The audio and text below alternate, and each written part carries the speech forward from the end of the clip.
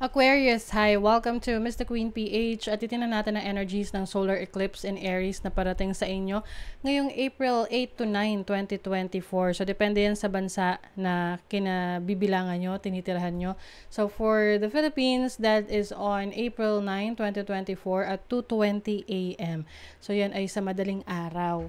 So, ano nga ba itong solar eclipse na to? This is an event when the moon comes between the sun and the earth. So, yung buwan ay pumapagitna sa araw at sa earth. Kaya, technically, the moon is blocking the light coming from the sun. No? Yung liwanag galing sa sun, papunta sa earth. Kaya may mga parts sa mundo na magiging madilim kahit na umaga. Okay, so for spiritual sense naman, ito ay a major event in the spiritual community because of the effects of the solar eclipse.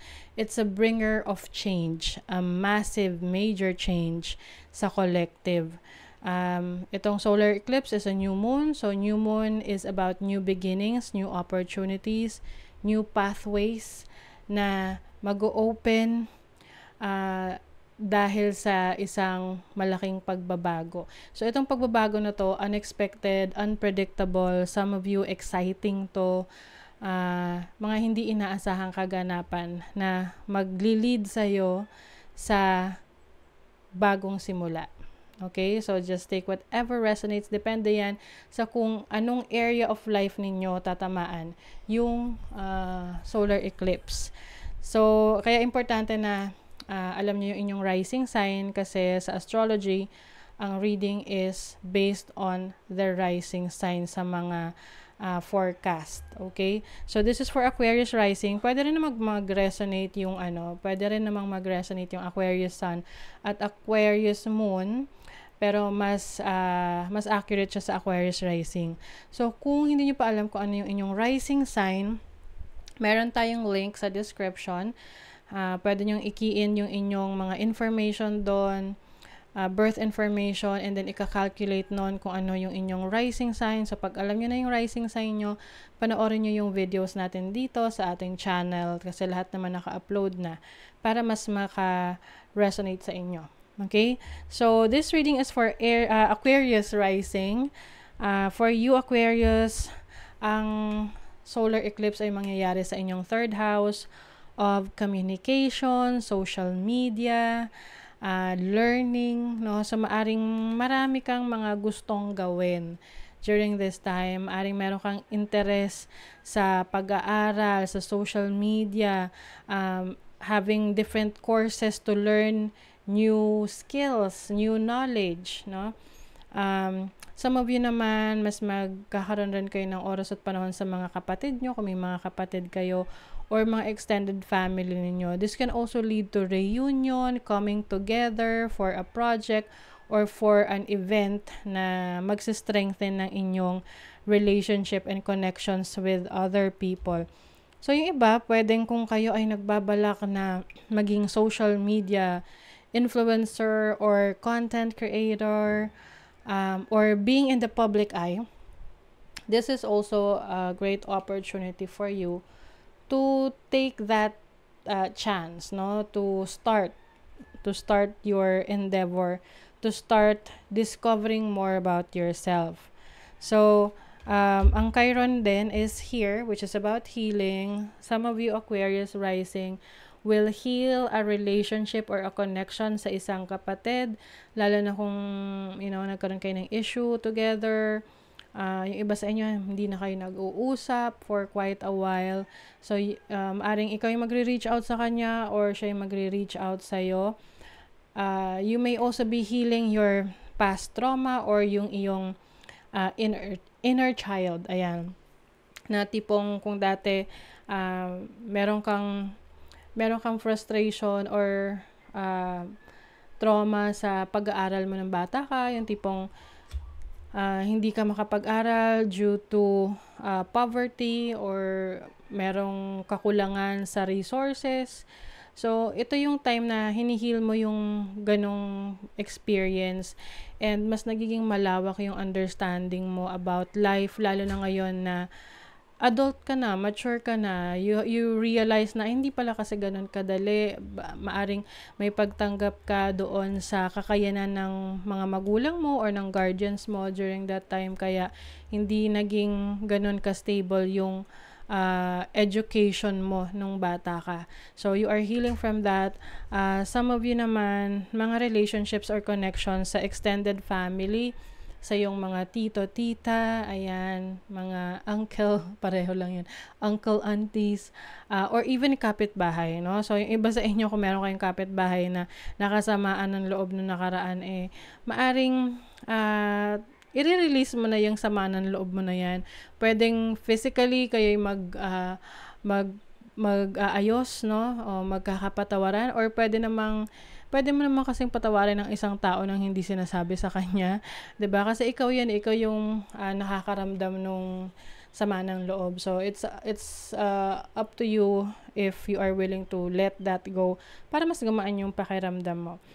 So, Venus is also here. So, Venus is the planet of love, abundance, money.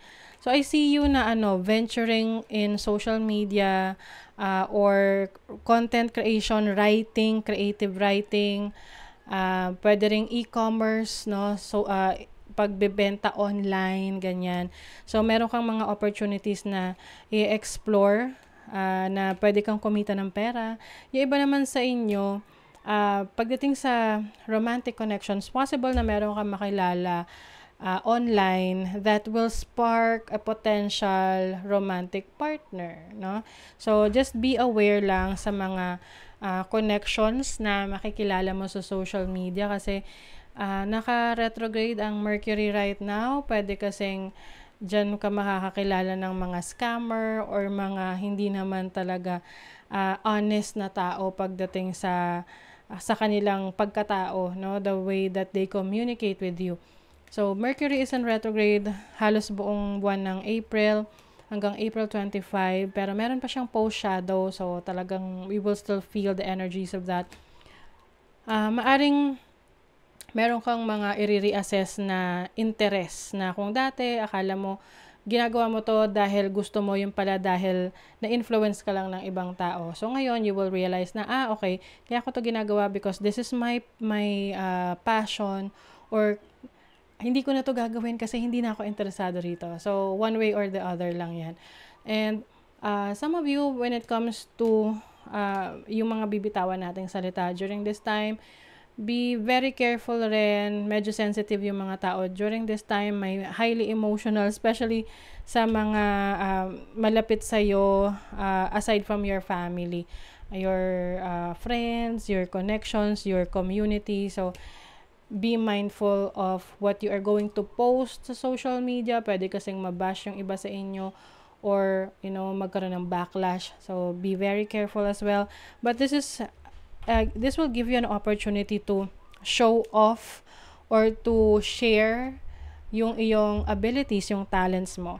And you are also moving towards your destiny. So, yung iba sa inyo kung talagang nararamdaman nyo na anuman tong certain situation nyo sa career ninyo or sa business ninyo or even your connection, nararamdaman nyo na you are really connected to it. So, maaring ito na talaga yung destiny sa'yo, yung path mo, yung iyong life's purpose.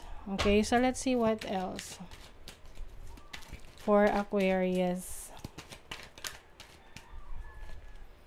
High Priestess. So, ayan, you are going to be more intuitive. 9 of Coins. So, anything that you will do during this time, especially if it's related sa internet, social media, community, you will gain rewards from this. Yung iba siguro affiliate marketing, no? You have the 3 of Cups. Meron kang celebration. Yung iba sa inyo yung reunion talaga. Merong reunion sa mga nakasama nyo na before, especially sa inyong matagal nang hindi nakikitang kapatid. Ayan, so there's definitely communication here and learning. So may bago ka ring pag-aaralan, collaboration. You have Inhuas, so this is about inner growth, self-improvement, no? So, maaring mas magpo-focus ka rin sa pag-improve ng iyong sarili, ng iyong communication skills. So, pag-aaralan mo yan. You have Hagala. So, this is about disruption. Maaring may konting drama during this time, especially sa mga, just in case meron kayong mga ma-offend sa mga panahon na to, kaya nga be careful sa mga ipopost mo or sa mga thoughts na sasabihin mo. Be mindful of other people's feelings. You have Gabo, which is about blessing, generosity, opportunities coming in for you. So, I think yung iba sa inyo, if you are in social media or nasa content creation, you will gain popularity. Okay? You will gain a lot of attention that may lead to success. Oo. So, that is your reading, Aquarius. So, thank you so much. Bye.